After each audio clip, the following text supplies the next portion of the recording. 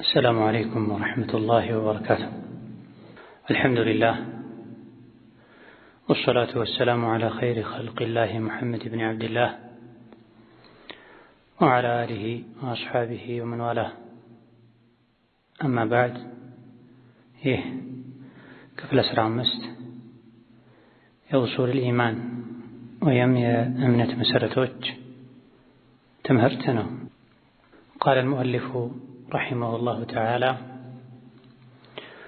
وعن الوليد بن عبادة قال: الوليد بن عبادة الله يزنلتنا آله دخلت على أبي وداباتي قباهن وهو مريض. أباتي عبادة تاوكو صحابي مريض تامو سالة أتخايل فيه الموتى يموتن ملكت إيايهبت لموت يمسلن نبرة أسود علبت بوتا قباهن فقلت الكوت: يا أبتاه أباتي هوي أوصني مكرن الكوت واجتهد لي ترو مكرم لتمكرن موكر ترتادرك የመጨረሻ ወصية ምክር ለግሰኝ አልኩት። فقال አባቴም አለ ዑባዳ ኢብኑ ሷሚት ረዲየላሁ ዐንሁ አጅሊሱኒ አስቀምጡኝ አለ። فلما أجلسوه ዑባዳ ባስቀመጧቸው ጊዜ قال አሉ: ያ ቡነየ ልጄ ሆይ إنك لن تجد አንተ በፍጹም አታገኝም ጣዕመ الإيمان የኢማንን ጣዕም ልታገኝ አትችልም። ወለን ተብሉገ እንደዚሁ በፍጹም አትደርስም ሐቂቀተ العلم بالله አላህን እውነተኛ ማወቅን የማወቅ ደረጃ ላይ ልትደርስ አትችልም ተባረከ ወተዓላ ሐታ ትኡሚነ ቢልቀደሪ በቀደር እስካላመንከ ድረስ ኸይሪሂ ወሸሪሂ መልካም መልካሙ ካንተ አንጻር ከይታ አንጻር ሸርና መጥፎ የሚባለውም ሁሉም ነገር አላህ ቀድሮት ነው፣ አላህ ወስኖት ነው ብለህ እስካላመንከ ድረስ የኢማንን ጣዕም ልትቀምስ አትችልም። አላህን ተባረከ ወተዓላ እውነተኛ ማወቅን ልታውቅ እዚያ ደረጃ ላይ ልትደርስ አትችልም ብሎ ምክር ሰጠኝ አባቴ። ቁልቱ ልጅ አሁንም ጥያቄውን ቀጠለ። ያ አበታሁ አባቴ ሆይ ወከይፈ ሊ እንዴት ነው ለእኔ የሚሳካልኝ አን አዕለመ ማወቅ ማ ኸይሩል ቀደሪ ጥሩ ኸይር የሚባል ቀደርና ወሸሩሁ ሸር የሚባል ቀደር ለይቼ የማውቀው መልካም ቀደር ነው ይሄ፣ መልካም ያልሆነ ቀደርና ውሳኔ ነው ይሄ ብዬ የምለየው እንዴት ነው በምንድን ነው ብሎ ጠየቀ። ሁለተኛ ጥያቄ ነው። ቃለ ዑባዳ ኢብኑ ሷሚት አባት ሲመልሱ አሉ: ተዕለሙ በማወቅ ነው አነማ አኽጠአከ አንተን የሳተህ ያለፈህ አንተ ላይ ያልተከተበ ያልተወሰነ ነገር ለም የኩን ሊዩሲበከ መቼም አንተ ላይ ሊደርስ እንደማይችል ማመን ነው ማወቅ ነው። ወማ አሷበከ ድሮ ደግሞ አላህ ሁሉን ነገር ሲጽፍ ሲወስን ማ አሷበከ አንተ ላይ የደረሰ የተወሰነ ነገር ደግሞ ለም የኩን ሊዩኽጢአከ ሊስትህ ልታመልጠው እንደማትችል ማመን ነው። በኸይሩም በሸሩም ማመን ማለት ይሄ ነው። በሁሉም የአላህ ውሳኔ ማመን ማለት ነው። ያ ቡነያ ልጄ ሆይ አሉ ዑባዳ ኢኒ ሰሚዕቱ ረሱለላሂ ሰለላሁ ዐለይሂ ወሰለም እኔ የአላህን መልእክተኛ ሰምቻለሁ የቁሉ ሲሉ አወሉ ማ ኸለቀ አላሁ አልቀለማ ትክክለኛው አወለ ማ ኸለቀ አላሁ ላሙ በፈትሐ መሆን አለበት። አወለ ማ ኸለቀ አላሁ አልቀለማ አላህ ተባረከ ወተዓላ መጀመሪያ ቀለምን ብዕርን እንደፈጠረው ቃለ አለው ኡክቱብ ጻፍ አለው። ፈጀራ ቀጠለ መጻፍ ያዘ ፊ ትልከ ሰዓቲ በዛች ሰዓት ጻፍ እንደተባለ መጻፍ ያዘ ቢማ ሁወ ካኢኑን የሚሆኑ ነገሮችን በሙሉ ኢላ የውሚል ቂያማ እስከ ቂያማ ቀን ድረስ የሚሆኑ የሚከሰቱ ነገሮችን መጻፍ ጀመረ ብለዋል ነብዩ ሰለላሁ ዐለይሂ ወሰለም። ስለዚህ ብዕርን ገና አላህ እንደፈጠረው ጻፍ አለው። ብዕር ደግሞ መጀመሪያ አካባቢ ከተፈጠሩ ነገሮች መሃል አንዱ ነው። አወሉ ማ ኸለቀ አላሁ አልቀለሙ እንደዚህም ይቻላል። ትክክል አይደለም ያልኩት አወሉ የሚለው የመጀመሪያው በማ ሆኖ አልቀለም የሚለው ፈትሐ ከሆነ ነው። ወይም ሁለቱም ፈትሐ መሆን አለበት፣ ወይም አወለ ማ ኸለቀ አላሁ አልቀለመ ተብሎ ሁለቱም ፈትሐ መሆን አለበት። ሻሂድ ብዕር መጀመሪያ አካባቢ ከተፈጠሩ ፍጥረታት መሃል አንዱ ነው። የመጀመሪያ የተፈጠረ ፍጡር እሱ ነው የተባለበትም ሁኔታ አለ። ገና እንደተፈጠረ አላህ ጻፍ አለው፣ ጻፈ። ምንድን ነው የጻፈው? እስከ ቂያማ ቀን ድረስ የሚሆኑ ነገሮችን በሙሉ ብዕሩ ጽፏቸዋል። አሁን ላይ የሚሆን ነገር በሙሉ ያን የተጻፈ ነው። ስለዚህ በቀደር ማመን በዚህ ሁሉ ማመን ነው ማለታቸው ነው። ዑባዳ ያ ቡነያ ልጄ ሆይ እሚታ የሞትክ እንደሆነ ወለስተ ዐላ ዛሊካ ከላይ የተገለጸውን የማታምን ሆነ ኸይሩም ሸሩም ሁሉም ነገር ከድሮ ጀምሮ ተጽፏል።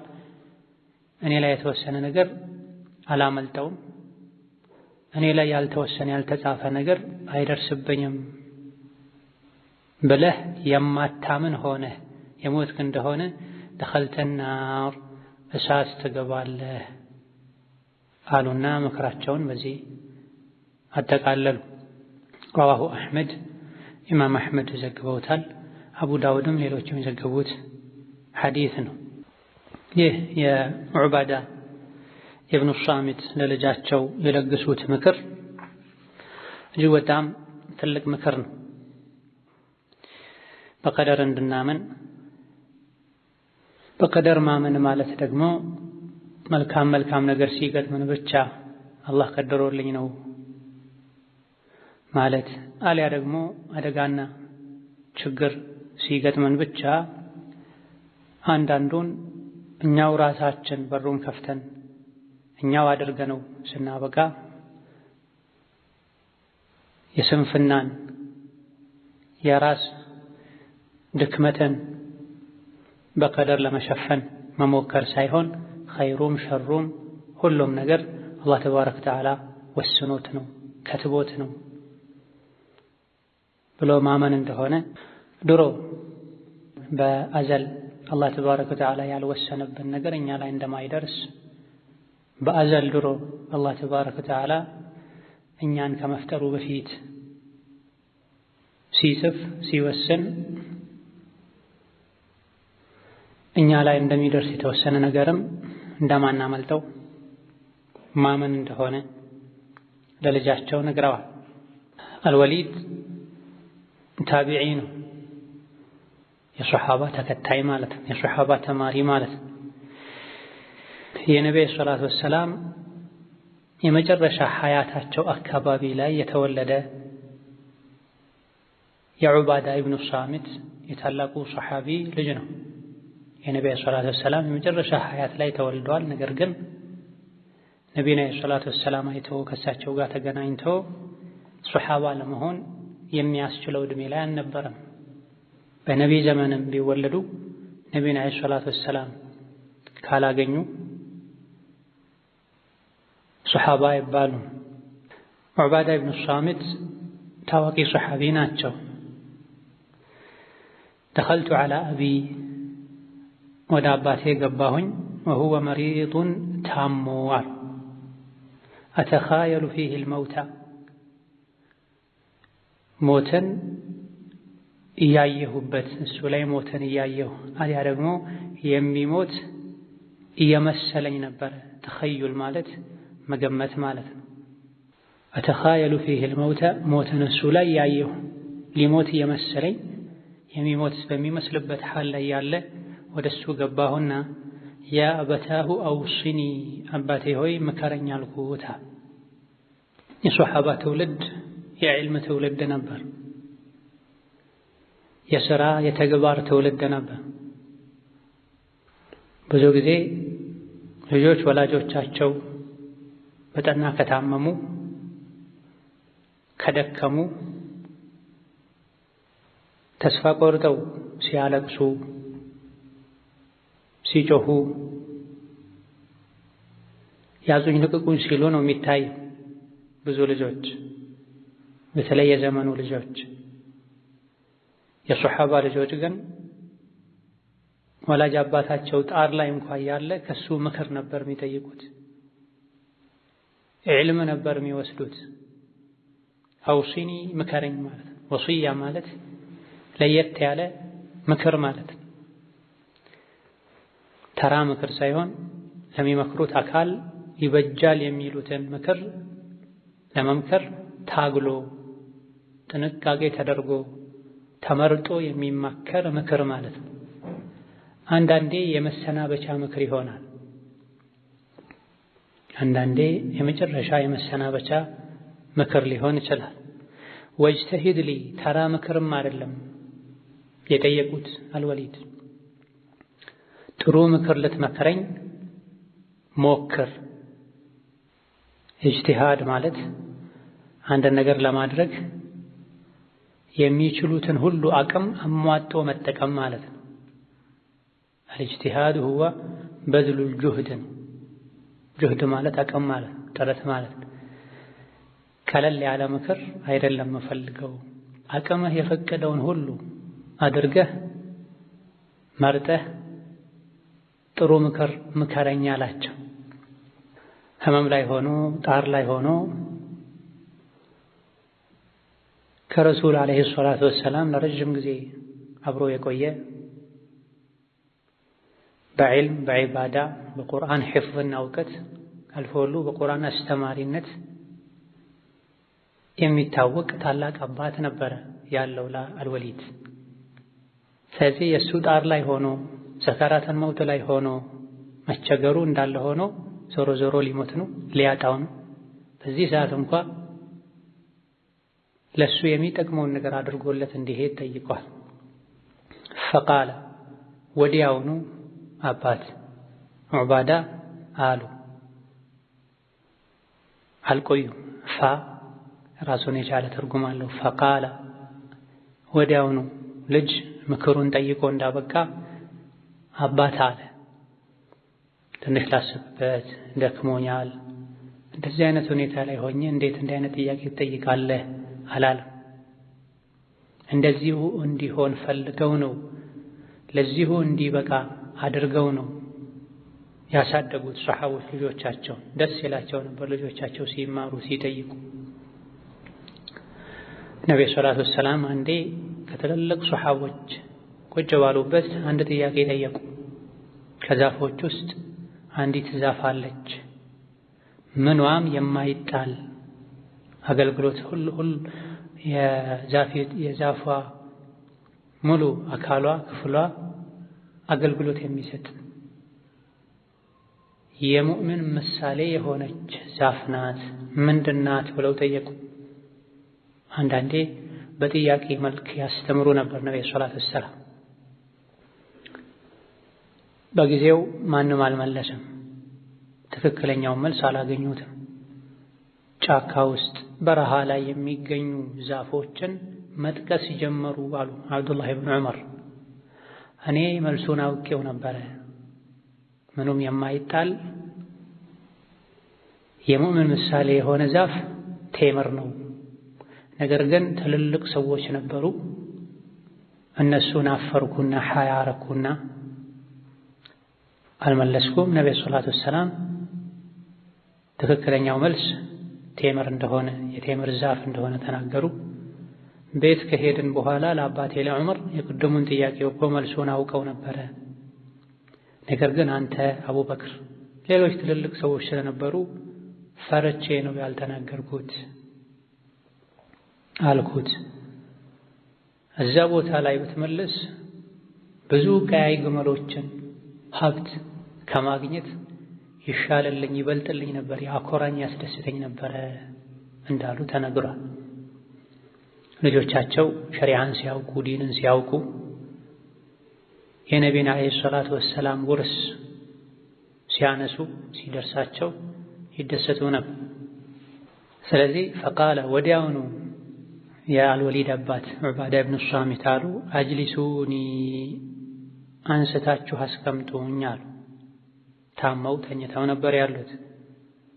ከላይ እንደተባለው አተኻየሉ ፊህ ልመረድ የሞት ምልክት ሁሉ ይታይባቸው የሚሞቱ ይመስሉ ነበር።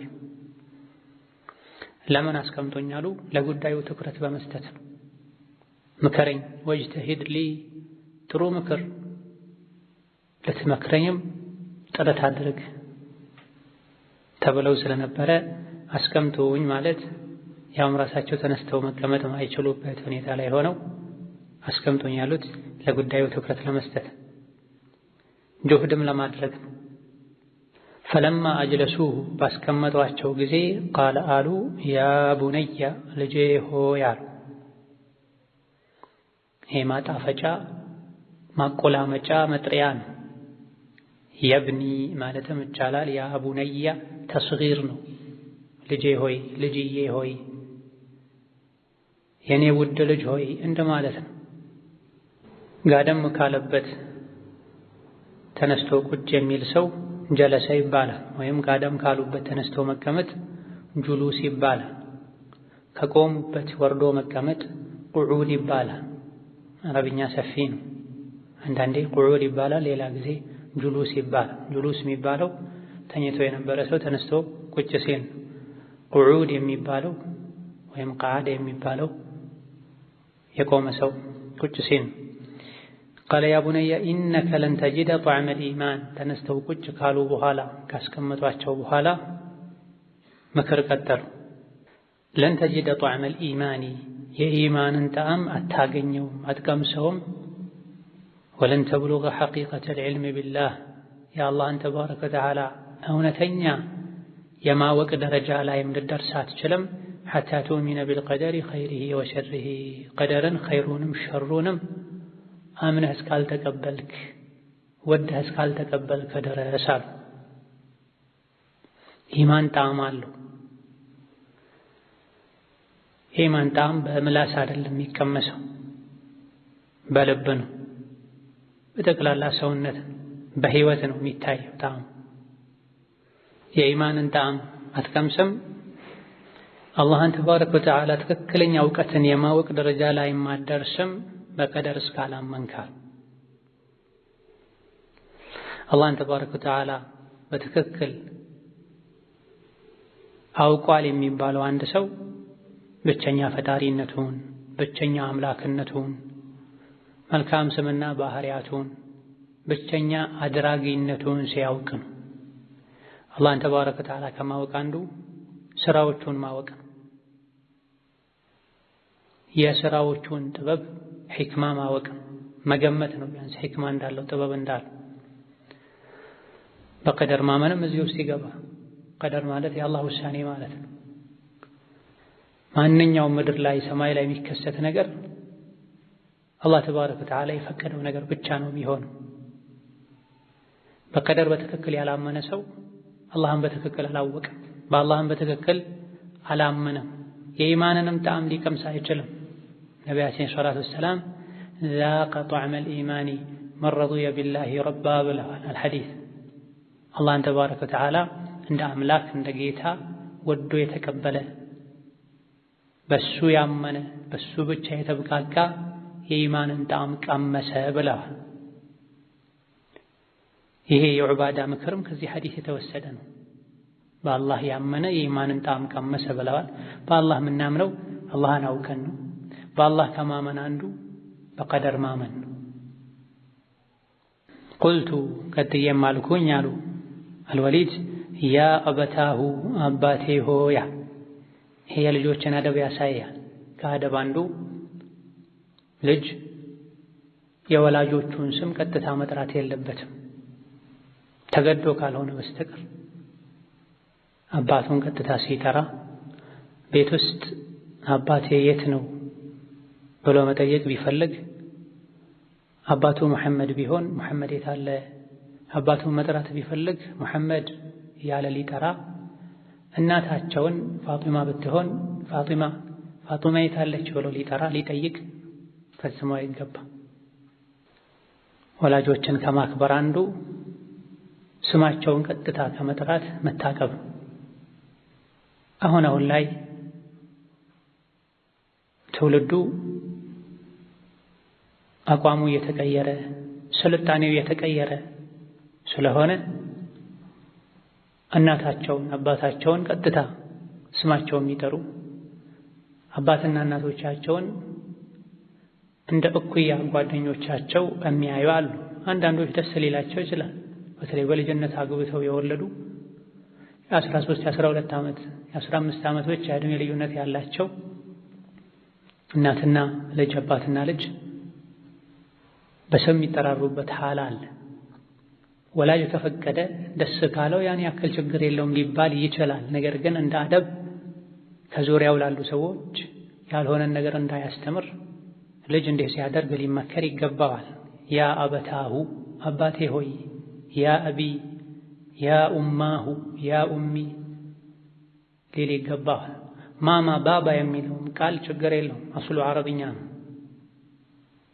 ማማ ባባ የሚለውም ቃል አስሉ አረብኛ ነው። ማማ ኡማ ከሚለው ጋር ባባ የሚለው አቢ ከሚለው ጋር ተቀራራቢ ነው። በል ሕፃን ልጅ አፍ ሲፈታ ባባ ይላል። በአረብኛ ባዕባዕል ወለዱ ወይም ባዕባዕ ሰብዩ ይላል።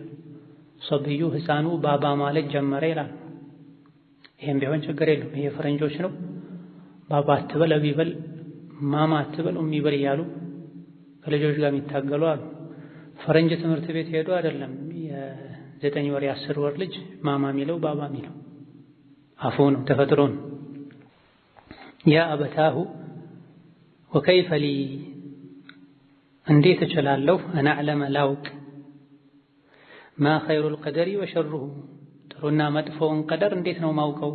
በጥሩ በመጥፎ በሁሉም አይነት ቀደር እስካላመንክ የኢማንን ጣዕም አትቀምስም ብለኸኛልና እንዴት ነው ማውቀው?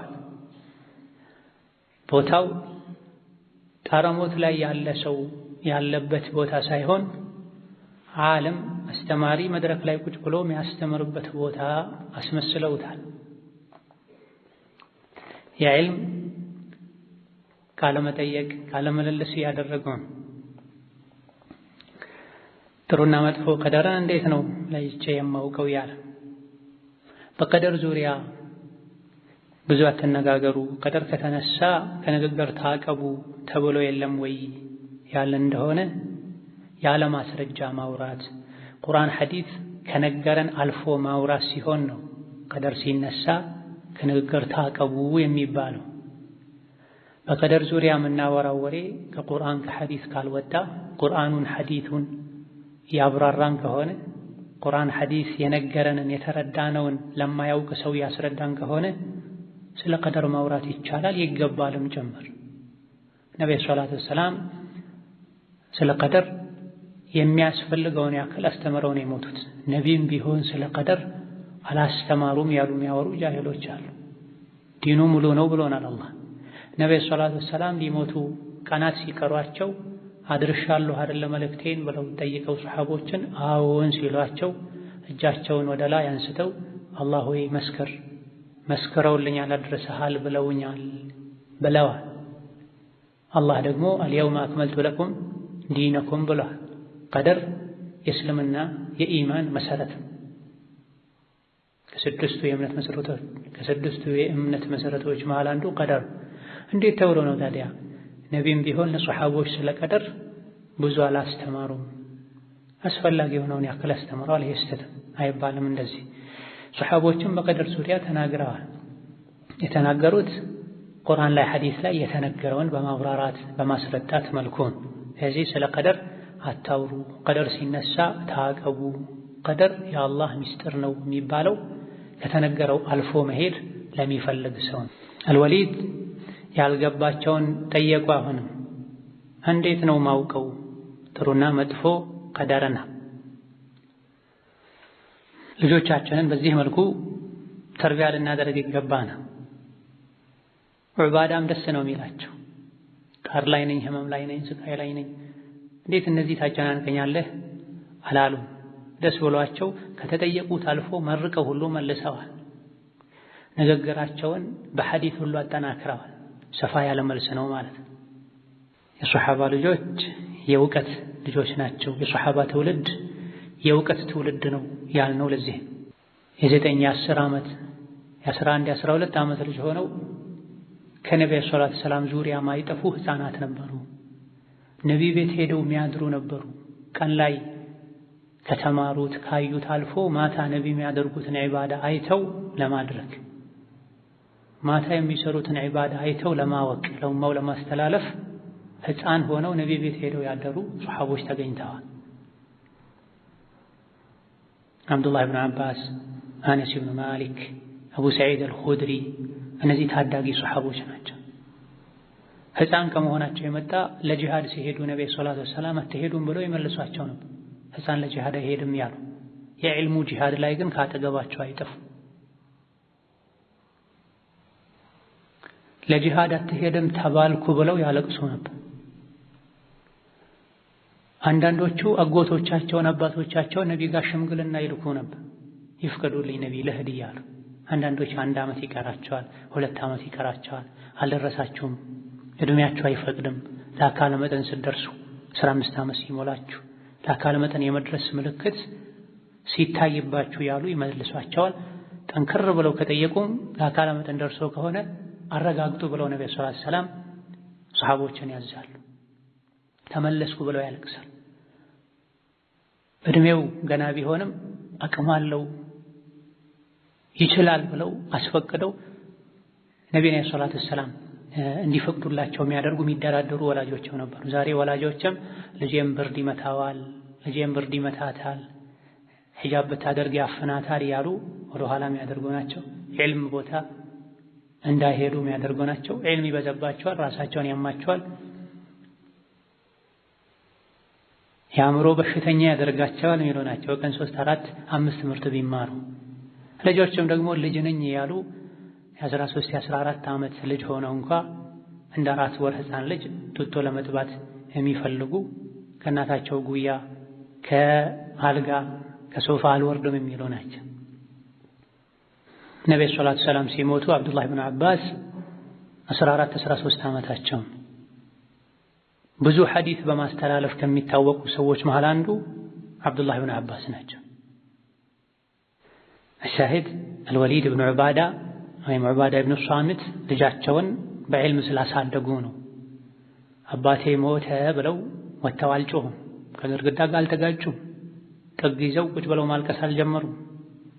ብዙ የዘመኑ ልጆች እንደሚያደርጉት ተርቢያችን ለልጆቻችን ያለን ተርቢያ ከሚጋለጥበት አጋጣሚ አንዱ ለቅሶ ነው፣ ሌላኛው ሰርግ ነው።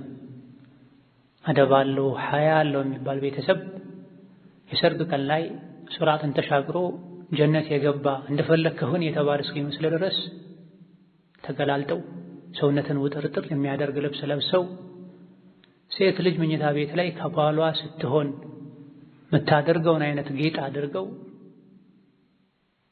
ወንድ ባለበት ግቢ ላይ ድንኳን ላይ ይመላለሳሉ፣ ምግብ ያቀብላሉ።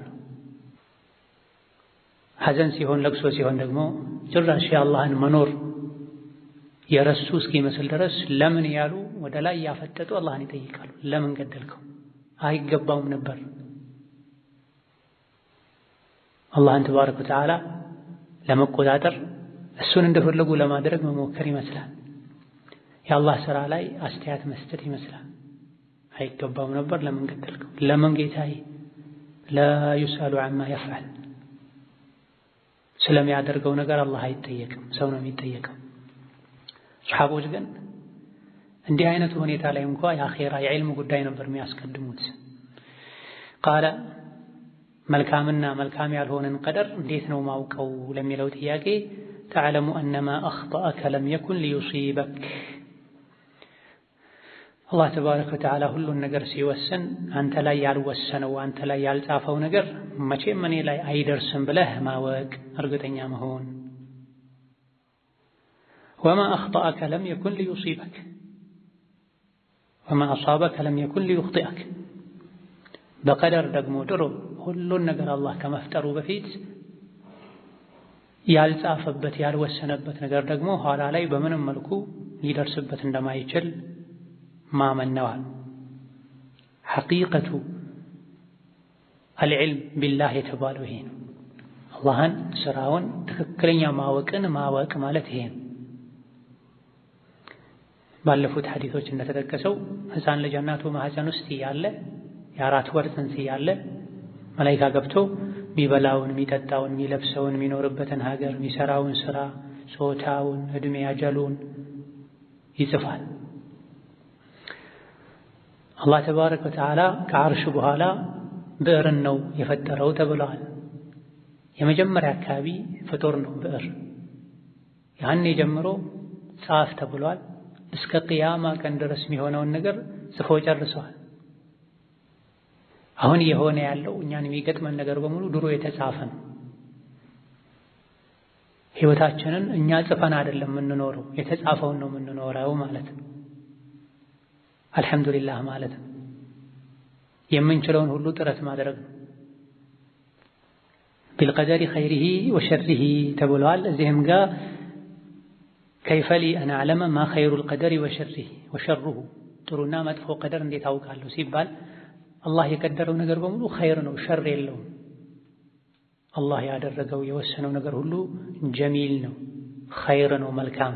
ታዲያ ለምን ቀደር ላይ ኸይሪሂ ሸሪሂ ይባላል ከተባለ ሸርነቱ ከመኽሉቆች አንፃር የሚታመም ሰው አለ። መታመም ክፉ ነው፣ ሰዎች አይፈልጉም። ሚያጣ የሚቸገር ድህነት የሚያስቸግረው ሰው አለ። መቸገር ድህነት ለሰው ልጅ መጥፎ ነው፣ ክፉ ነው፣ አይፈልግም። ወዳጁን ቤተሰቡን በሞት የሚያጣ ሰው አለ፣ ለሱ መጥፎ ነው። ላዩ ሲታይ ከኛ እይታ አንፃር ከሰው ልጅ ሁኔታ አንፃር ሸር ሊባል የሚችል ይሁን እንጂ አላህ ዘንድ ግን ኸይር ነው። አንዳንድን ሰው አላህ የሚያሳምመው ደረጃውን ከፍ ሊያደርግለት፣ ወንጀሉን ሊያራግፍለት ነው። በርካታ አደጋ ቀደምቶች እንደተነገረው አላህ ለአንዳንዱ ወልዮቹ ወዳጆቹ የላቀ ደረጃን ያዘጋጅላቸዋል እሱ ዘንድ። ይህ ለየት ያለ እሱ ዘንድ የተዘጋጀላቸውን ክብር ማዕረግ በስራ ላይ ደርሱት ይችላሉ፣ ይፈትናቸዋል። በላ ፈተና ሙከራ ያበዛባቸዋል። በላው ፈተናው ለዛ ደረጃ ያበቃቸዋል። አግብተው ልጅ ሚያጡ፣ ማግባት የፈለጉ ትዳር የሚመቻቸው ማያገኙ፣ ትዳር አግኝተውም ቤታቸው ማይረጋጋና ሰላም ፍቅር የሌለበት ሆነው የሚቸገሩ፣ መጥፎ ጎረቤት የሚያስቸግራቸው፣ የተወለደ ልጃቸው መጥፎ ሆኖ ሁሌ የሚያስደነግጣቸው፣ ቀልባቸው የሚሰብራቸው፣ ካገኙ በኋላ አጥተው ሜዳ ላይ ወጥተው ለመለመን ሁሉ የሚደርሱ ሰዎች አሉ።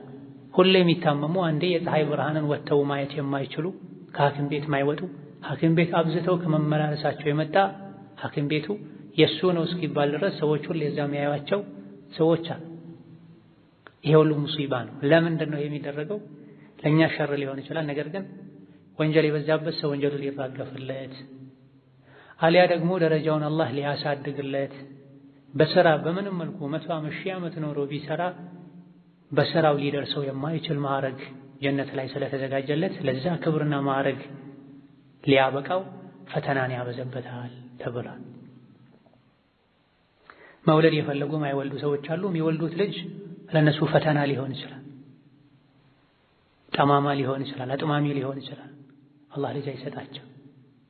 ሌሎችም የሰው ልጆች ለኔ መጥፎ ነው የሚሏቸው እጣ ፈንታዎች፣ ቀደሮች እንደ አላህ ግን መጥፎ አይደሉም።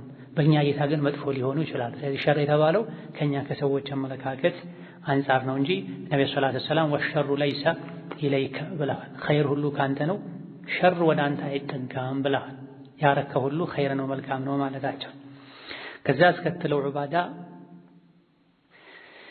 ለንግግራቸው ደሊል ያቀረቡ ትክክለኛው በቀደር ማመን ማለት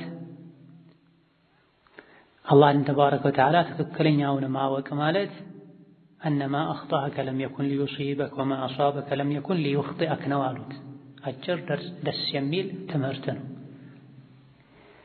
ለልብ በርዱን ወሰላም እንዲህ በሆነ እንዲህ ባላደረግኩ እንዲህ በተደረግኩ እንዲህ ያሉ ሁሌ ሰዎች ባለፈ ነገር ይጨነቃሉ። ወደፊት ለሚመጣውም ራሳቸውን ያሰቃያሉ። ይሄ ሰላም ነው። ልብን የሚያርስ የሚያቀዘቅዝ ነው። አእምሮን በሰላም እንዲኖር የሚያደርግ ነው። አላህ የወሰነው እኔ ላይ የከተበው ይሆናል። አላህ ያልወሰነው እኔ ላይ ያልከተበብኝ ነገር አይሆንም። ስለዚህ በሰላም እኖራለሁ። ሞትን አላህ የከተበበት ሰው ከሞት ሸሽቶ የተለያዩ ነገሮችን አላደርግም ቢል ሞት ያገኘዋል። ሞት ያልከተበበት ሰው አንድ ቦታ ላይ ማንም አይተርፍበትም የሚባል አደጋ ደርሶ ከዛ አደጋ እሱ ብቻውን ይወጣል። ከረጅም ፎቅ ወድቆ ምንም የማይሆን ሰው አለ። መጠነኛ ጉዳት ደርሶበት የሚነሳ ሰው አለ። እንዲሁ የሄደ ወድቆ የሚሞት ሰው አለ። ስለዚህ ሙስተቅበልን ወደፊት ሊደርስብኝ ይችላል የሚሉትን ነገር እየፈሩ መኖር በቀደር አለማመን ነው። ባለፉ በሆኑ ነገሮችም ከልክ በላይ መጨነቅ በትክክል በቀደር አለማመን ነው። ያ ቡነያ ልጄ ሆይ ኢኒ ሰሚዕቱ ረሱለላሂ የአላህን መልእክተኛ ሰምቻለሁ የቁሉ ማ ኸለቀል አወለ ማ ኸለቀ አላሁል ቀለመ ቃለ እክቱብ ብዕርን አላህ ልክ እንደፈጠረው ጻፍ አለው። ሌሎች ዘገባዎች ላይ እንዳለው ምን ልጻፍ አለ? የሚሆነውን ነገር ሁሉ ጻፍ አለው። ፈጀራ ፊ ቲልከ ሰዓ ያኔውኑ በዛቸው ሰዓት ጀራ ቀጠለ ጀመረ መጻፍን ቢማ ሁወ ካኢኑን የሚሆንን ነገር በሙሉ ኢላ የውሚል ቂያማ እስከ ቂያማ ቀን ድረስ። ስለዚህ አሁን የሆኑ ያሉ ነገሮች በሙሉ ወደፊትም የሆኑ ነገሮች በሙሉ ተጽፈው ያለቁ ናቸው። አወሉ ማ ኸለቀ አላሁ አልቀለሙ ይቻላል። እንደዚህ ሁለቱንም ضم አድርጉ። አወሉ ማ ኸለቀ አላሁ አልቀለሙ ከፍጥረታት ሁሉ ለመጀመሪያ አላህ የፈጠረው ብዕርን ነው ለማለት ነው። ነገር ግን ለመጀመሪያ የተፈጠረው ዓርሽ እንደሆነ የሚያሳይ ሌላ ማስረጃ ስላለ አወሉ ማ ኸለቀ አላሁ አልቀለሙ ከማለት ይልቅ አወለ ማ ኸለቀ አላሁ አልቀለመ አወለ ضማውን ወደ ፈትሐ ቀይሩትና ሒነ ኸለቀ አላሁ አልቀለመ ማለት ነው የተፈለገው። ብዕርን በፈጠረው ጊዜ ለመጀመሪያ ያለው ምንድነው? እክቱብ ጻፍ ነው ያለው። ተፈጠረ ብዕር የሚባል ነገር ተፈጠረ። ወዲያውኑ ስራ ተሰጠው። ስራው ምንድነው? የብዕር ስራ ይታወቃል፣ መጻፍ ነው። መቼ ነው ይሄ የሆነው? እኛ ከመፈጠራችን በፊት ሰማይ ምድር ከመፈጠራቸው በፊት ነው። ሐርሽን እንደፈጠረ አስከትሎ ብዕርን ፈጠረ ተብሏል። ሌሎች ነገሮች መፈጠር ከመጀመራቸው በፊት ሌላ ምንም ነገር ከመፈጠሩ በፊት ጻፍ ተባለ። እስከ ቂያማ ቀን ድረስ የሚሆነውን ነገር ጻፈ። ከጻፈ በኋላ አላህ አስገኘ ሁሉንም ነገር። ከጻፈ በኋላ ሁሉንም ነገር አስገኘ። ያ ቡነያ ልጄ ሆይ አሉ። አሁንም ልጃቸው ከልብ የወጣ ምክርን ልቡን ከፍተው እንዲቀበል ከሳቸው ቅርብ እንዲሆን ደጋግመው አቆላምጠው አጣፍጠው እየጠሩት ነው። ወላጆች ልጆቻቸውን በንግግር ለዛ ባለው ንግግር ሲያናግሯቸው ይቀርቧቸዋል፣ ይሰሟቸዋል። ከስም ጀምሮ ከአጠራር ጀምሮ ጠንከር ካሉባቸው ይርቋቸዋል። ለዘብተኝነት እርጋታ ያሰቡትን ያሳካል። ጩኸት ጉልበት ማያሳካውን ያክል ተብሏል ሐዲስ ላይ። ነብዩ ሰለላሁ ዐለይሂ ወሰለም አነስን አገልጋያቸውን ኻዲማቸውን ልጄ ያሉ ይጠሩ ነበር። ኢሚታ ወለስተ ዐላ ዛሊከ ደኸልተ ናር ከላይ የነገርኩህ ነገር ላይ ሳትሆን ከሱ ተቃራኒ የሆነ እምነት ላይ ሆነ ብትሞት እሳት ትገባለህ አሉት። ለምን ከተባለ ከእምነት መሰረቶች መሃል አንዱን አግድለዋልና። أنما أخطأك لم يكن ليصيبك وما أصابك لم يكن ليخطئك إنك لن تجد الإيمان ولن تبلغ حقيقة العلم حتى تؤمن بالقدر ይሄን ያሉት የኢማንን ጣዕም አታገኝም አላህን ትክክለኛ እውቀትን አታውቀውም በቀደር እስካላመንክ በሸሩም በኸይሩም በቀደር የተወሰነብህ ነገር ድሮ የተጻፈብህ ነገር ሸሽተህ እንደማታመልጠው ድሮ አላህ ሁሉን ነገር ሲወስን አንተ ላይ ያልጻፈው ነገር እንደማይደርስብህ ስታመን በቀደር አምነሃል ይባላል። ከዚህ ውጪ ሆነህ ከሞትክ ግን እሳት ትገባለህ አሉት። ስለዚህ በቀደር አለማመን የቀደር አመለካከታችን እምነታችን የተበላሸ የተዛባ መሆኑ ለእሳት እራት ሊያደርግ ይችላልና መጠንቀቅ ያስፈልጋል። وعن أبي خزامة عن أبيه رضي الله عنه قال أبو خزامة عن أبيه كاباته يزو يعمر السعدي قال يا أبو خزامة أبات يعمر عليه قلت يا رسول الله أنت يا الله ملكتني هوي ألكن أرأيت استين قرين رقا نسترقيها سنتامم فوسي هون على بلن من الناس درقوا رقال دعاء بكرام ينبب نقر سلسو ودواء نتداوى بها مدهانيتم على عند مدهانيت من التلكمو سلسو مستين قرن وتقاتا نتقيها كأدقاوش لمدان የተለያዩ መከላከያዎችን እናደርጋለን ወይም ደግሞ ጥንቃቄዎችን እናደርጋለን። هل ተሩዱ እነዚህ ነገሮች በሙሉ ይመልሳሉ እንዴ ሚን ቀደሪላህ ከአላህ ቀደርና ውሳኔ ሸይአን አንዳችን ነገር እንኳን ቢሆን ሊያስቀሩ ሊመልሱ ይችላሉ እንዴ ብሎ ጠየቃቸው። قال ነብያሉ هي من ቀደሪላህ አጭር ትልቅ መልስ ከላይ የዘረዘርካቸው የምታደርጓቸው ነገሮች በሙሉ ሚን ቀደሪላህ እሱም የአላህ ቀደር ነው። አላህ ከቀደረው ነው የምታደርጉት፣ አላህ ቀድሮት ነው የምታደርጉት። አላህ ከቀደረው መድኃኒት ይሆናል፣ ይጠቅማል።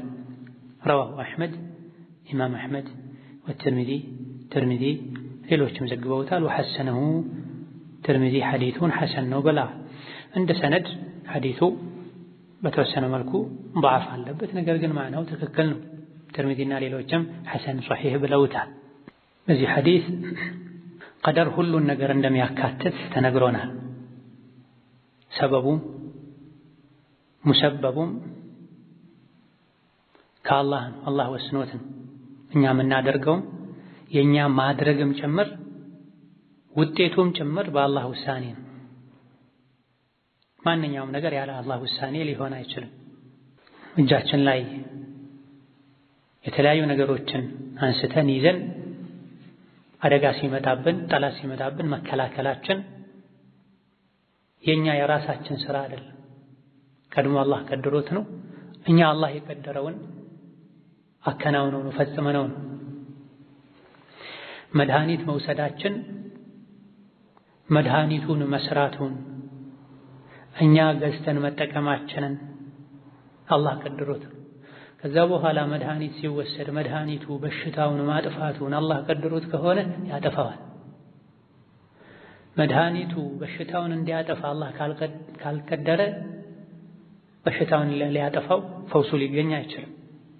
መድኃኒት መጠቀም፣ ሩቃ ማድረግ፣ መከላከያ የተለያዩ አደጋዎች እንዳይመጡብን የሚያደርጉ ነገሮችን እርምጃዎችን መውሰድ ራሱ ቀደር ነው። ከዛ በኋላ ደግሞ በእነዚህ ነገሮች ያሰቡትን ማሳካቱ ተቀድሮ ከሆነ አላህ ቀድሮት ከሆነ ይሳካል፣ በቀደር ነው። ካልቀደረው ግን እኛ ሰበቡን አድርሰናል፣ ውጤቱ አልተሳካም፣ አላህ ስላልቀደረው ነው። ስለዚህ ሁሉም ነገር በቀደር ነው ማለት ነው። ፓናዶል ስለሆነ ወይም ፓራስታሞል ስለሆነ አይደለም ያዳነን፣ እሱን ወስደን እንደምንድን አላህ ስለከተበ ነው። አንድ ሐኪም ጋር ሄደን ታይተን ያልዳነውን ሌላ ሐኪም ጋር ሄደን ልንድን እንችላለን። ሐኪሙን ሳይሆን ማመስገን አላህን። አላህ ሰበብ ነው ያደረገው። ጥሩ ስራ በመስራቱ እንደ ጥቅል አላህ ሰበብ ስላደረገው ልናመሰግነው እንችላለን። ሰዎች እንደዚህ አይነት ረቂቅ የሆኑ መሳኢሎችን ልብ አይሉ ሳያስቡ ሽርክ ላይ ይወድቃሉ። በሱን የዳንኩት እሱ ጋር ገና ስሄድ ፊቱን ሳየው እጁ ሲነካኝ እድናለሁ ይላሉ። በተለይ እናቶች በዚህ ይጠቃሉ። ወኢዛ መሪድቱ ፈሁወ የሽፊን፣ ስታመም አላህ ነው የሚፈውሰኝ ልንል ይገባል። ስለዚህ ሰበብ ሊሆኑ የሚችሉ ነገሮችንም ከመጠቀም ወደ ኋላ ማለት የለብንም። አላህ ከቀደረው አይቀርም ምን ያደርጋል እያለን ወደ አደጋ በእግራችን መሄድ የለብንም። ጥንቃቄ ስናደርግ ከአደጋ ያድናሉ የሚባሉ መከላከያ ነገሮችን ስንጠቀምም እነሱ ራሳቸው ናቸው አደጋውን የሚከላከሉት ልንል አይገባም።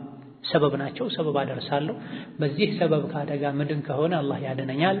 ይሄንም አድርጌ ለአደጋው መጋለጥ ከሆነና አላህ እንደመጋለጥ ከወሰነ አይቀርልኝም እንላለን።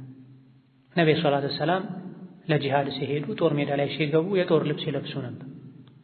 አላህ ከቀደረብኝ ወደ እኔ የተወረወረው ቀስት አላመልጠውም አይሉም ነበር። አላህ ከቀደረ የጦር ልብስም ተለብሶ ጦሩ ቀስቱ ከተቀደረበት ሰውነት ላይ ሊያርፍ ይችላል። ቀደርን በተመለከተ ሰዎች ሶስት አይነት ናቸው። አስባቦችን በተመለከተ ከቀደር ጋር በተያያዘ ሰበብ ማድረስ አንዳንድ ነገሮችን መጠቀምን በተመለከተ ሰዎች ሶስት አይነት ናቸው። ሙሉ ተስፋቸውን ሰበብ ይሆናሉ የሚባሉ ነገሮች ላይ ከአደጋ ያድናሉ ይከላከላሉ የሚባሉ ነገሮች ላይ የሚንጠለጠሉ አሉ። በተቃራኒው ደግሞ ምንም ነገር አያስፈልግም፣ አላህ ከቀደረው አይቀርም፣ አላህ ያለው ሁሉ ይሆናል የሚሉ አሉ። ጭራሽ ሰበብ ማይጠቀሙ ሰበብ ማያደርሱ ሚዛናዊ የሆኑ መካከለኛ አካሄድ የሚሄዱ አሉ። ሰበብ ያደርሳሉ፣ ይጠቅማል የተባለን ነገር ሁሉ ያደርጋሉ፣ ይጎዳል የተባለን ነገር ሁሉ ይርቃሉ። ይህን ሁሉ ከማድረጋቸው ጋር ይህንም አደርገው አላህ ተባረከ ወተዓላ ኹዙ ሒድረኩም ጥንቃቄያችሁን ያዙ ተጠንቀቁ ስላለ ነው። ሰበብ ማድረስም የቀደር አካል ስለሆነ ነው። ነገር ግን የሚጠብቀው የሚያድነው አላህ ነው ብለው የሚያምኑ አሉ። መካከለኛው መሆን ያለበትም ይሄ ነው። ይህ ሐዲስ ላይ አቡ ኹዛማ የሚባሉት ታቢዒ ከአባታቸው የዐመር አስሳዕዲ እንዳስተላለፉት የአቡ ኹዛማ አባት ነቢዩን ዓለይሂ ሰላቱ ወሰላም ጠየቋቸው። አረአይተ እስቲ ንገረኝ አላቸው። አረአይተ ሩቀን ነስተርቂሃ ቅራለኝ ብለን ይፈውሰናል ብለን ምንጠቀመው ሩቃ ስለሱ ንገረኝ እስቲ አላቸው። ሩቃ ማለት ለፈውስ ተብሎ የሚደረግ ዱዓ ማለት ነው። ቁርአን ከወረደ በኋላ ቁርአንም ጭምር እዚህ ውስጥ ይገባል። ቁርአን ከመውረዱ በፊትም ሩቃ ያደርጉ ነበር አረቦች። ሩቃ የመድኃኒት የሕክምና አይነት ነው። ጥሩ ከሆነ ጥሩ ነው፣ መጥፎ ከሆነ መጥፎ ነው። አጠቃቀሙ፣ አገልግሎት ሰጪው፣ ሩቃ የሚደረግለቱ አካል ጥሩም ወይም መጥፎ የሚያስብሉት እነሱ ናቸው። ሩቃ በሚገባ ቋንቋ ከሆነ ፈዋሹ አላህ ነው፣ ይሄ ሰበብ ነው ተብሎ የሚደረግ ከሆነ ተወዳጅ የሕክምና አይነት ነው፣ አይከለከልም። በሚታወቅ ቋንቋ መሆን አለበት። በማይታወቅ ቋንቋ ከሆነ አንዳንድ በሩቃ ስም የሸይጣን ሥራ የሚሰሩ ሰዎች አሉ። ቋንቋው ካልታወቀ ጂኒ ሊያናግሩ ይችላሉ፣ ለጂኒ ቃል ሊገቡ ይችላሉ። ስለዚህ በርካታ ዑለሞች፣ ሁሉም ዑለሞች ማለት ይቻላል ከሩቃ መስፈርቶች አንዱ በአረብኛ ቋንቋ መሆን አለበት ብለዋል። ለአረቦች ሲሆን አረብኛ ለሚችል ሰው ሲሆን፣ አንዳንዴ በአረብኛ ሊሆን ይችላል የሚደረገው። ቦታው ላይ ያሉ ሰዎች አረብኛ ላያውቁ ይችላሉ። ለነሱ ብለው አረብኛውን ይተው ማለት አይደለም፣ የሚታመን ሰው መሆን አለበት። ሩቃ እንደ ሩቃ አድራጊው ነው። ሰይፍ እንደ ያዡ እንደሆነ ሁሉ ማለት ነው። መሳሪያ ስለሆነ ብቻ አይደለም ጠላትን የሚመልሰው። ሰይፍ ስለሆነ አይደለም የሚቆርጠው። አያያዝ ሩቃም ላይ ይሄው። ወከዛሊክ በመሳሪያ የሚመታ በሰይፍ የሚቆረጠው ነገርም መቆረጥ የሚችል ሲሆን በሰይፍ ብረት ቢመታ ተመልሶ መቺውን ሊመታው ይችላል።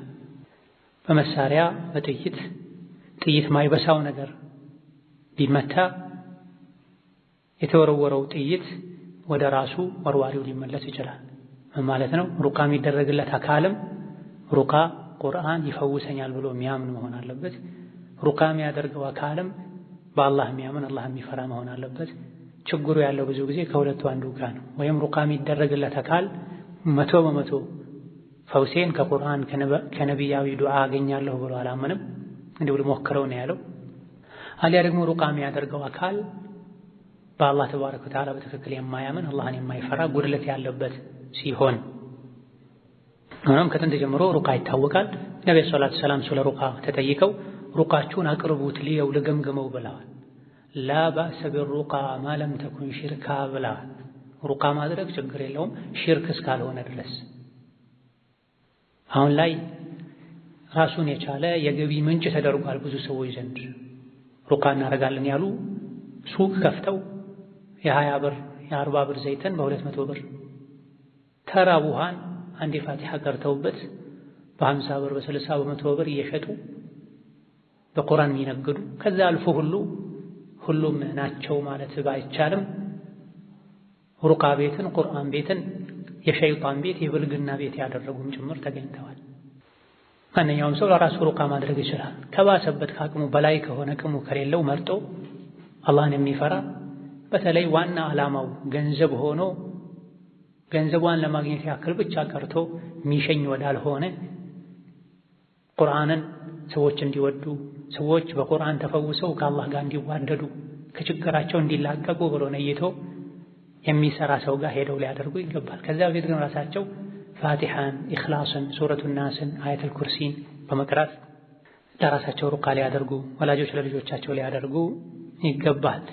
ወደዋእ ነተዳዋ ቢሂ የምንጠቀመው መድኃኒት አለ። ስለሱስ ምን ትላለህ? ወቱቃተን ነተቂሃ የተለያዩ ጥንቃቄዎች እናደርጋለን ወይም መጠንቀቂያዎችን እናደርጋለን። ሁለቱንም ነው ሚይዘው ቃሉ። ቱቃት ማለት ማንኛውም አይነት ከአደጋ መከላከያ እኛ የምናደርገው ድርጊት ምን ወስደው እርምጃ ነው። አሊያ ደግሞ ቱቃ ማለት ከአደጋ ያድናል ብለን የተለያዩ የምንጠቀማቸው የምናደርጋቸው ነገሮች አሉ። ስለነዚህ ሁሉ ምን ትላለህ ሲባሉ ይሄ በሙሉ ቀደር ይመልሳል ወይ ከቀደር ያድናል ወይ ሲባሉ ይህ ራሱ ቀደር ነው አሉ።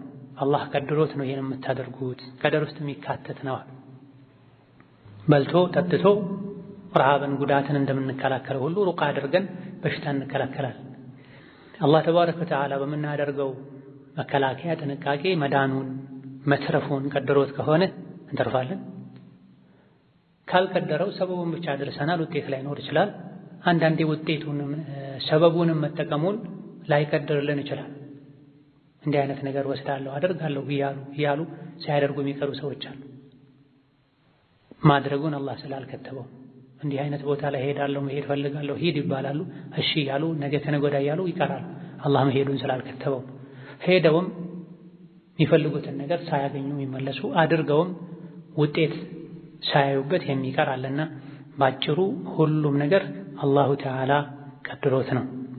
ስለዚህ ሰበብ ማድረስ አለብን። ይጠቅማሉ የሚባሉ ነገሮችን በአላህ ከመመካት ጋር እናደርጋለን። ውጤቱን ከአላህ እንጠብቃለን። እኔ ተወኩል አደርጋለሁ ያሉ ሰበብ የሚሆኑ ነገሮችን መተው ተወኩልን ራሱ ሚሸረሽር ሚያጎድል ተግባርና እምነት ነው። መኪና በፍጥነት እየመጣ አስፋልት ለመሻገር ፈልገን ርቀቱን ሳናይ አንገባም። ያዋጣል አያዋጣም መሻገር ስላለው አልችልም ብለው ሰዎች አይተው ነው። ወከዛሊክ ጉድጓድ ቢኖር ይሄ መዝለል እችላለሁ አልችልም ብለው አቅማቸውን ለክተው ነው የሚገቡት። አላህ ከቀደረው እችለዋለሁ አላህ ካልቀደረው አልችለውም እያሉ አይናቸው እያየ ልባቸው እያወቀ ከአቅማቸው በላይ የሆነ ጉድጓድ ለመዝለል አይሞክሩም። ርቀቱ ቅርብ የሆነ መኪና ውስጥ አላህ ካልቀደረብኝ ከላይም ቢሆን ዘሎኝ ያልፋል፣ አላህ ከቀደረብኝ ሩቅም ቢሆን እዛው እኔን አስቆሞኝ መኪናው መጥቶ ይገጨኛል እያሉ መፈላሰፍ ተወኩልን አለመረዳት፣ በቀደር በትክክል አለማመን። وعن أبي هريرة رضي الله عنه أبو هريرة الله ملكام سراچون يرد لچونا قال رسول الله نبي الصلاة والسلام بلوالا المؤمن القوي تنكارا وني تنكارا منفس ያለው በአኺራ በዲኑ በሚጠቅመው ነገር ላይ ብርቱ የሆነ ሙእሚን ኸይሩን በላጭ ነው ወአሐቡ ኢለላህ አላህ ዘንድ የሚበልጥ ተወዳጅ ነው ሚነል ሙእሚኒ ضعيف ሰነፍ ደካማ የሚጠቅመው ነገር ላይ ትጉህ ካልሆነ ሙእሚን ይልቅ ቀዊዩ ሙእሚን አላህ ዘንድ ተወዳጅ ነው በላጭ ነው ወፊ ኩሊን ኸይሩን ሙእሚኖች እስከሆኑ ድረስ ግን ዞሮ ዞሮ ደካማውም ጠንካራውም ዘንድ ኸይር አለ መልካም ነገር አለ በአላህ የሚያምን ሙሉ በሙሉ ከንቱ ነው ማይረባ ነው አይባልም ኢሕሪስ ዐላ ማ የንፈዑከ የሚጠቅምህ ነገር ላይ ጓጓ ጉጉት ይኑርህ ትጉሁን ወስተዒን ቢላህ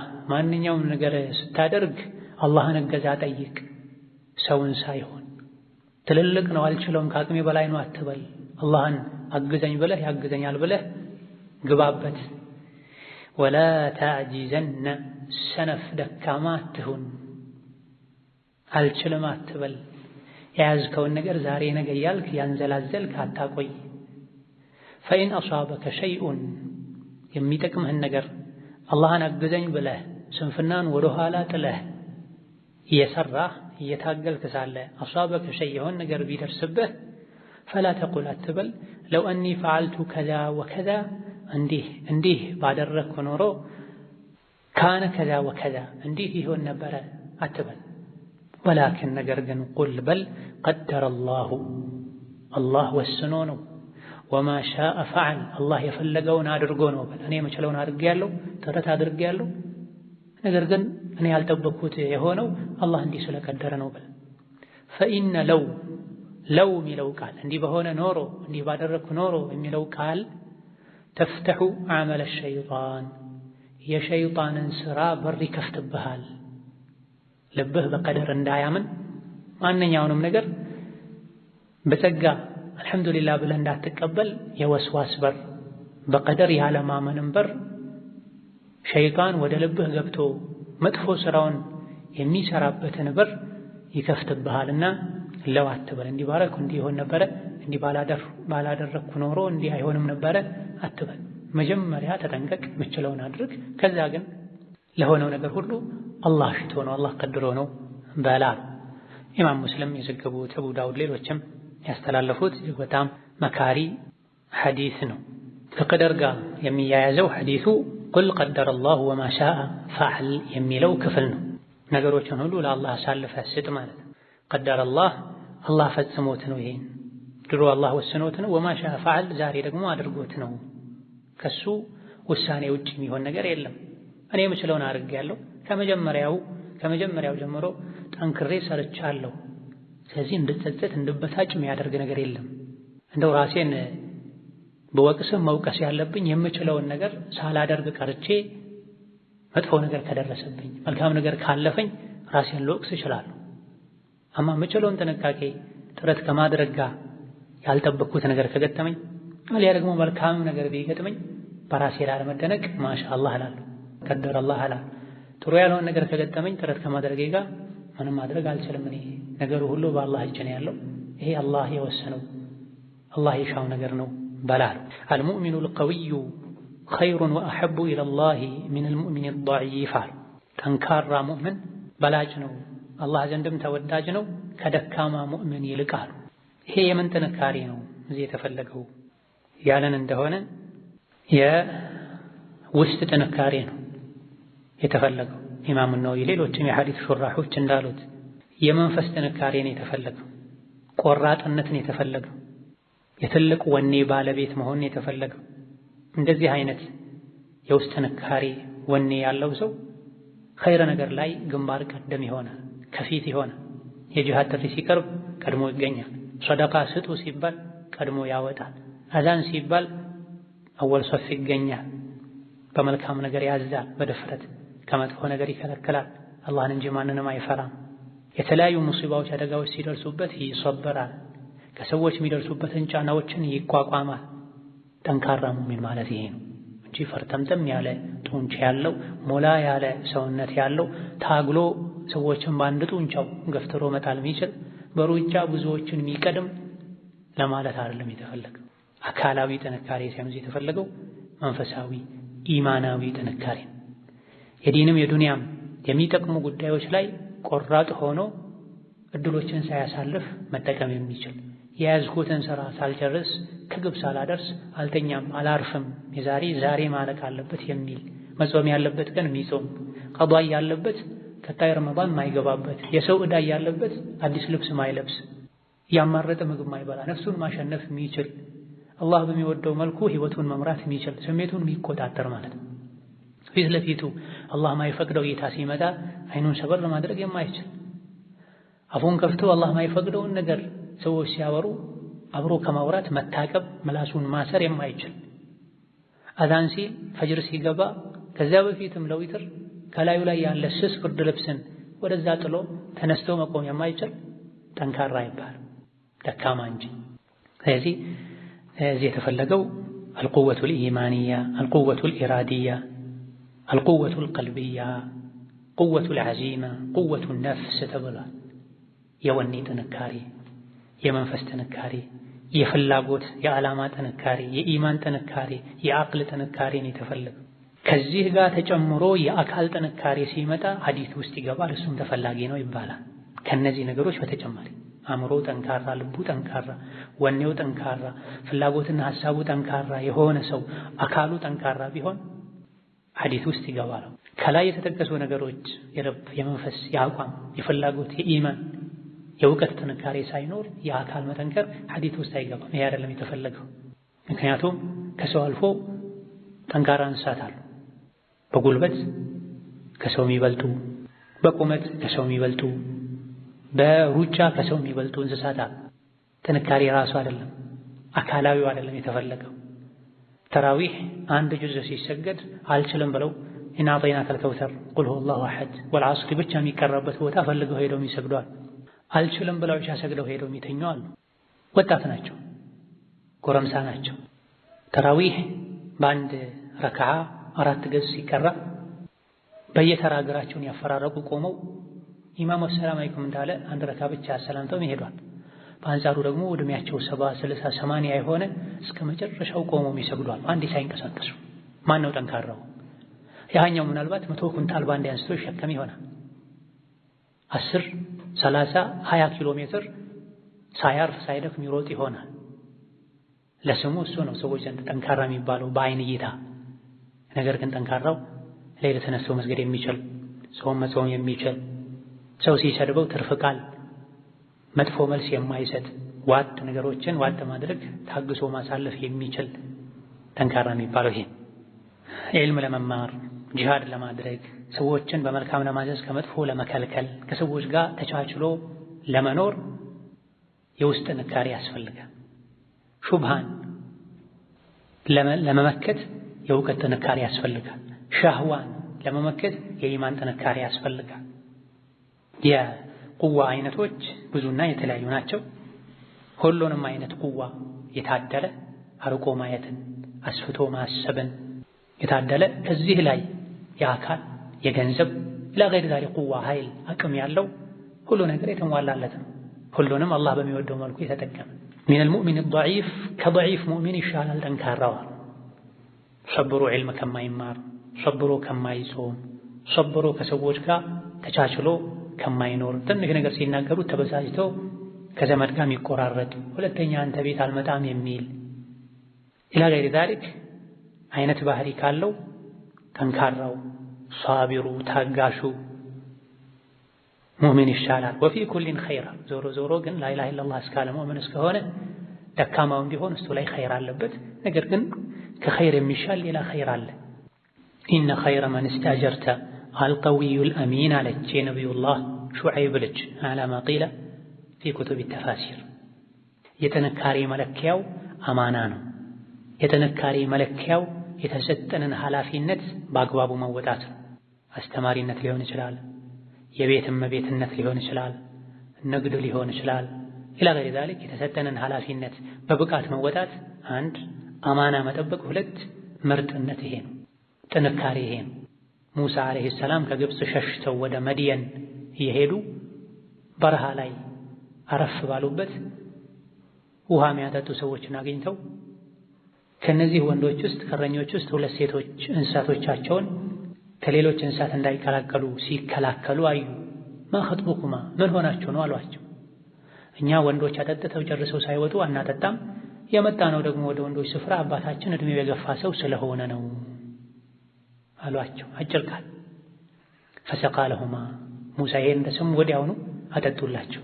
ثم تولى الى الظل አመስግኑኛ አመሰግናለሁ ብሎኝ ወደ ቤት ሰዱኛ አላሉ። ثم تولى ወዲያውኑ ወደ ማረፊያ ጥላቸው ሄደው ጌታቸውን ተማጸኑ። ረቢ ኢኒ ሊማ አንዘልተ ኢለየ ሚን ኸይሪን ፈቂራ ካንተ መልካምን ነገር ከጅላለሁ። ከዛ ያጠጡላቸው እህታማሞች ቤት ሄደው ለአባታቸው ያዩትን ነገሩ። የሆነ ነገር ልታደርግለት ይገባል ስላጠጣልን አሉ። አንደኛዋ በሐያ በአደብ መታ አባታችን ስላጠጣህልን ውለታ ሊከፍልህ ይፈልጋል አለች። እኔ ስላንተ ጀግንነት ነግሬው የሆነ ነገር አደርግለት ብዬው አላለችም። ዛሬ ላይ የሚታየው መቅለስለስ አደብ መጣስ አልነበረም ድሮ። በተለይ የነቢያት ቤተሰብ ዘንድ መጥራቱን ጥሪውን ወደ አባቷ ነው ያስጠጋችው። እንዲጠራ ያደረገችው እሷ ከመሆኗ ጋር ስትመጣ በሐያ ነው የመጣችው። ቀስ ላይ የተራመደች ስትናገርም በሐያ ነው የተናገረችው። ወሬ አላበዛችም። ኢነ ኸይረ መን ኢስተአጀርተ አልቀዊዩ አልአሚን አባቴ ሆይ ይሄን ሰው እኛ ቤት ስራ እንዲሰራ ቅጠረው። ከምትቀጥረው ስራ ከምታሰራው ሰው ሁሉ በላጭ ሰው ምርጥ ሰው ማለት አልቀዊዩ ጀግና ጠንካራ፣ አልአሚኑ ታማኝ የሆነ ሰው ነውና ይሄ መስፈርት የሚያሟላው ይህ ሰው ነው። እኛ በየጊዜው ከቤት የወጣን ከወንዶች ጋር ሄደን እየተቀላቀለን እየተቀራረበን አሊያ ደግሞ ከዚህ ለመዳን ለረጅም ሰዓት እየተቸገረን ከምናጠጣ እሱ እኛ ቤት ሰራተኛ ይሁን ክፈለው ቅጠረው አለኝ። ታማኝ ነው፣ አቅም አለው። በምን አወቅሽ ብለው ሲጠይቁ ቁዋውን ያወቅኩት የውሃ ጉድጓዱን እረኞች አጠጥተው ከጨረሱ በኋላ ይከድኑታል። በቀጣይ ቀን ሲከፍቱት በጋራ ነው የከደኑበትን ድንጋይ በጀማ ነው የሚያነሱት። እሱ ግን ለብቻው ማንሳት ችሏል። ይሄ ጥንካሬው ማሳያ ነው። አማናው ደግሞ ይዤው ስመጣ ጥሪው ብላኝ ይዤው ስመጣ ከፊት አትሂጂ ከኋላ ሂጂ ብሎኝ መንገድ ከሳትኩኝ ብቻ ጠጠር መሰል ነገር እየወረወርሽ አቅጣጫውን ታሳይኛለሽ፣ ከፊት አትሂጂ ብሎኛል። ለምን ይሄን አረጉ ሙሳ? ንፋስ መጥቶ ልብሷን ገልጦ እግሯን እንኳን እንዳያዩ ነው ተብሏል። ከልብስ ስር ያለውን የሰውነት አካሏን እንኳን ስትንቀሳቀስ የሚንቀሳቀስ አካሏን እንዳታይ ነው ተብሏል። የነቢያት የሷሊህ ልጆች የጥንካሬ ሚዛናቸው አማና ነው፣ ቁዋ ነው። ኢነ ኸይረ መን ኢስተአጀርተ አልጀሲሙ አልወሲም አላለችም። መልካም የሆነ የሚያምር አላለችም። ቀዊ የሆነ ስሜቱን መቆጣጠር የሚችል ምላሱን መቆጣጠር የሚችል ሙሳ ምንም የሚያወሩት ነገር የለም። ማ ኸጥቡኩማ ብቻ ነው፣ ሌላ የለም። ለምን ሆናችሁ ነው እንዲህ የምታደርጉት ነው ያሉት። ይሄ ራስን መቆጣጠር። ክፈሉኝ፣ አምጡ፣ ውሰዱኝ፣ ቤት ጋብዙኝ፣ እንግዳ ነኝ፣ ባይተዋር ነኝ አላሉ። ምዕራባውያን ዘንድ ቁዋ አለ፣ ካፊሮች ዘንድ ቁዋ አለ። ሙስሊሞች ዘንድ ትንሽም ብትሆን አሁን እየከሰመች እየቀነሰች ብትመጣም አማና አለች። ምዕራባውያንም ጎደሎ ሆነዋል አማናን ስላልጨመሩ። እኛም ብዙ ሁኔታችን ሲታይ ሐላችን ጉድለት አለው ቁዋን ስላልጨመረን። ምዕራባውያን ኡማው ላይ እንደፈለጉ የሚጫወቱት ቁዋውን ስለወሰዱ ነው። እኛ እንደነሱ ማን ባልገው አማናዋ ትንሽ ስላለች አማና ከአላህ ጋር ሶላት መስገድ፣ ዘካ ማውጣት፣ ከዝሙት መራቅ፣ ይህ ላይ ቁዋው ቢጨመርበት መልካም ነበር። ድሮ በነ ዑመር በነ ኻሊድ በነ ሶላህዲን አልአዩቢ ዘመን የነበረው መፈራት መከበር ይኖር ነበር። ሴት ልጅ በሙስሊምነቷ ብቻ አትበደልም፣ ሒጃብ አትከለከልም ነበር። ወንድ ልጅ ሱናን በመከተሉ ብቻ ምድር አትጠባውም ነበር። ይህ ቁዋ የሚወሰደው አሁንም ወደ ዲን በመመለስ ነው። አልሙእሚኑ አልቀዊዩ ኸይሩን ወአሐቡ ኢለላህ ሚነል ሙእሚኒ አልደዒፍ ኢማንን፣ እውቀትን፣ ሰብርን፣ ውስጣዊ ጥንካሬን ከማሟላት ጋር በሌሎች የጥንካሬ አይነቶች ላይም ጥረት ማድረግ የዲኑን ጥንካሬ በማይነካ መልኩ ከሆነ ችግር የለውም። አሁን ላይ ወጣቱ ስፖርት መስራት፣ ኢኮኖሚያዊ አቅምን ማዳበር፣ ኢላ ገይሪ ዛሊክ ያልሆነ ትክክል ነው። መቼ ከኢማኑ ጥንካሬ ጋር ከሆነ ከሴት ልጅ ጋር ተቀላቅለው ዘፈን ተከፍቶ የአካል ብቃት እንቅስቃሴ የሚያደርጉ አሉ። በሴቶችም በኩል ከወንድ ጋር ሱሪ ለብሰው ዘፈን እየሰሙ ስፖርት የሚያደርጉ አሉ። አልሙእሚኑ አልቀዊዩ አሐቡ ኢለላሂ ሚነል ሙእሚኒ አልደዒፍ ተብሏል ይላሉ። ይሄን ወንጀል እየሰሩ አስፈላጊ ሆኖ ከተገኘ ቤት ውስጥ ስፖርት መስራት ይችላል። ወንድና ሴት የማይቀላቀሉበት ቦታ ላይ ስፖርት መስራት ይችላል። ለስፖርት ብሎ ሶላተል ጀማዓ ሳይተው፣ ለስፖርት ብሎ ዘፈን ሳይሰማ፣ ከልክ አልፎ ደግሞ ልብን አሳብቶ ቀልብን አድርቆ ሌሎችን መናቅ ደረጃ በማይደርስ መልኩ ማለት። አሁን ላይ እኛ ጋር አለች የምትባለው ቁዋም ኢማን ያላካተተ ቁዋ ነው። የአካል ቁዋ ነው። አካል ከሚፈረጥም አካል ከሚጠነክር ልብ መጠንከሩ ነው የሚሻል። ሸሪዓ ላይ ባዶ ቁዋ ሳይሆን የሚመሰገነው ሸጃዓ ነው የሚመሰገነው። ሸጃዓ በዕልም በሰብር ዒባዳን በማብዛት ራስን በመግራት ነው የሚገኘው። ኢሕሪስ ዐላ ማ የንፈዑክ የዲንም ይሁን የዱንያ የሚጠቅምህ ነገር ላይ ትጉሁን ጉጉት ይኖርሃል። ለመልካም ስራ ለአኺራዊ ስራ የሚሆን ለዱንያዊ ስራ አስፈላጊ እስከሆነ ድረስ ትጉ ልንሆን፣ እንቅልፍን ስንፍናን ልንቀንስ ልንተው ይገባናል። ወስተዒን ቢላህ ማንኛውም ነገር ስታደርግ አላህን አግዘኝ በለዋ። በራስ አትተማመን። እችላለሁ እኔ እውቀት አለኝ ብቃት አለኝ ጡንቻ አለኝ አትበል። ሁሌም አላህን አግዘኝ በል። አላህ ያግዛል፣ ስኬታማ ያደርግሃል። አስባቦችንም እንዲያገራለን አላህን አግዘኝ እንለዋለን። ያገራለን አስባብም በአግባቡ እንድንጠቀመው አላህን አግዘኝ እንለዋለን። በየሶላቱ ኢያከ ነዕቡዱ ወኢያከ ነስተዒን የምንለውም ለዚህ ነው። ፈኢን አሷበከ ወላ ተዕጂዘነ ሰነፍ አትሁን። የተለያዩ እድሎች ያሉ ማይጠቀሙ እዛው ላይ የሚተኙ ሰዎች ለምን አትማርም?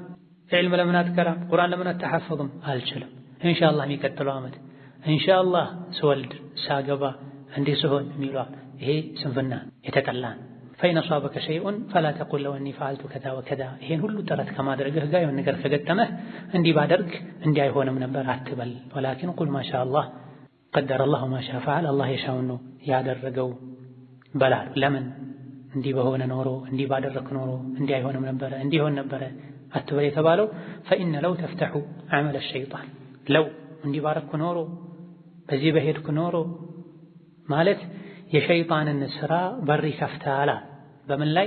በቀደር እንዳናምን፣ ልባችን በአላህ እንዳይተማመን፣ ወስዋስ እንዲገባብን በር ይከፍትለታል። በመልካም ነገር ከሆነ ለው ማለት ይቻላል፣ ችግር የለው። ይሄ ትምህርት እንደተጀመረ ቀድሜ አውቄ በሆነ ኖሮ ከመጀመሪያ ጀምሬ ይከታተል ነበረ፣ እንደዚህ አይነት ዒባዳ እንደሚቻል ቀድሜ ባወቅኩ ኖሮ እስከ ዛሬ አያልፈኝም ነበረ። ይቻላል፣ በኸይር በመልካም ነገር ይቻላል። ሆኖ ባለፈ ነገር በማይጠቅም ነገር ግን ለው ማለት ሸይጣን እኛ ላይ እጅ እንዲያስገባ መቼም እንዳንረጋጋ ያደርገናል። ጥንቃቄ ማድረግ ያስፈልጋል። ወከዛሊክ መልካም ነገሮችም ሲገጥሙን አንዳንዴ ወደ አላህ መጠጋት ያለበትን ወደ ሌላ ማስጠጋት ለው ማለት በዚህ መልኩ የሸይጣን በር ይከፍታል። ለምሳሌ መንገድ የሄዱ የመኪና አደጋ ቢከሰት ከፍተኛ አደጋ ጉዳት ሳይደርስ ከዛ ውስጥ ቢወጡ ሾፌሩ ጎበዝ ባይሆን ኖሮ አልቆልን ነበር ይላሉ ሰዎች። ይሄም መጥፎ ለው ነው ማይባል። ጥበቃ ባይኖር ውሻው ባይጮህ ተዘርፈን ነበረ የሚሉ፣ ሐኪሙ ፈጥኖ ባይደርስልኝ ኖሮ ሞቼ ነበር ይላሉ። ይሄም መጥፎ ለው ነው። ፈድሉን ወደ አላህ ልናስጠጋ ይገባናል። هذا والله أعلم። የዛሬ ደርሳችን እዚያ በቃል። السلام عليكم ورحمة الله وبركاته።